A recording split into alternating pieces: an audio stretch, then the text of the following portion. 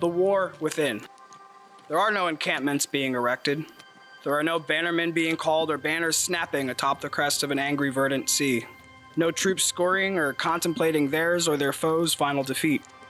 There are no siege engines churning against the dead fog of a smoky pre-dawn field of battle. No war machines training their deathly gaze towards a wary enemy. There are no battlements, no trenches, no hedgehogs, no death traps, no live lines, no kill boxes, no warfire. There will be no blood-soaked ground, no beleaguered or dying, no foul, tarnished, death-stained air of a battle fought, or the sweet, rancid stench of an enemy vanquished. There will be no hot-tempered guffs pulsing out the snarled muzzles of hellhounds or the anxious neighs of excited war horses. No. If you look around, there will be no discernible evidence that a battle is taking place, yet rest assured, it is raging. Oh, indeed, it rages. This is not a conflict of states. Resources, land, or ego are not in dispute.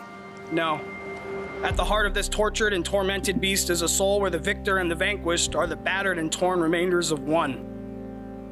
It is not territory or borders at stake, just the mind and spirit. The future of the nation of I. The wolves are famished and foaming at the mouth, and the hour is long past feeding. Now, upon the twilight of epiphany, one must devour the other. The beast's fangs are dripping with a lather of doubt and timidity, foaming with distress, anxiety, and fear.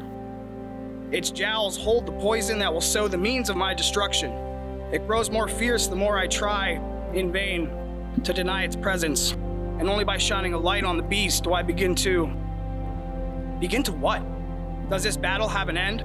I must say not, as these sides are immortal, torn asunder at the outset by the very dichotomy of our existence, and one cannot completely triumph over the other. The best I can hope for is to develop and implement a sound strategy, if I ever hope to gain an advantage. Absolute dominion, then, must be out of the question, for my champion and my challenger are two opposing sides of the same ethereal form. This victory, if one is to be had, will be won by attrition. I need to starve this cunning creature if I am to make any headway. The hearth in my encampment, whose light guides me and whose warmth nourishes me, must always be kept lit. For this plague I wage against knows no treatise, honors no ceasefire, and does not abide by the honorable laws of war. This plague, this scourge, nay, this disease I battle is bound by no virtue and holds true no rules of engagement. My weaknesses are its strengths, so my armor must have the right metal and the perfect temper. My helm is mindfulness. For as I gaze through its slits onto my enemy, I must be ever present and vigilant of his movements. My gorget is discernment. I must know that which comes forth to destroy me and that which does not. My breastplate is tempered with decisiveness, because knowing when to act and when to wait, when to parry and when to thrust, when to attack and when to retreat is the difference between a life fulfilled and an empty meandering. My sword is my faith, for without it I am completely and utterly doomed.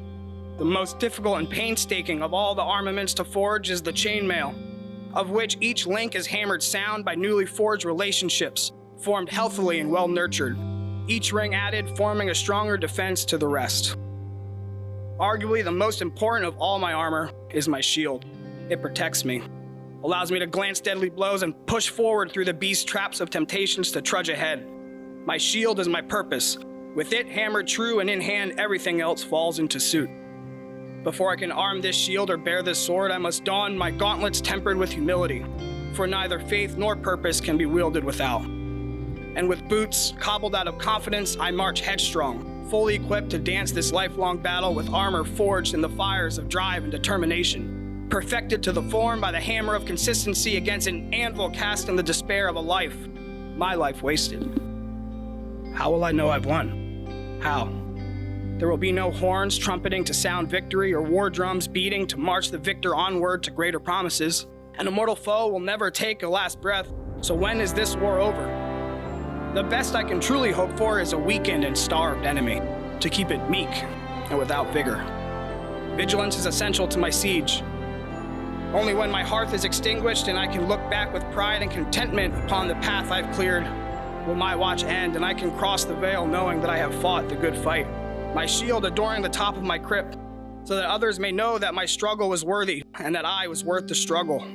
Passers-by will see the epitaph which reads, "His battle was won by knowing his enemy, and in doing so, He truly knew himself.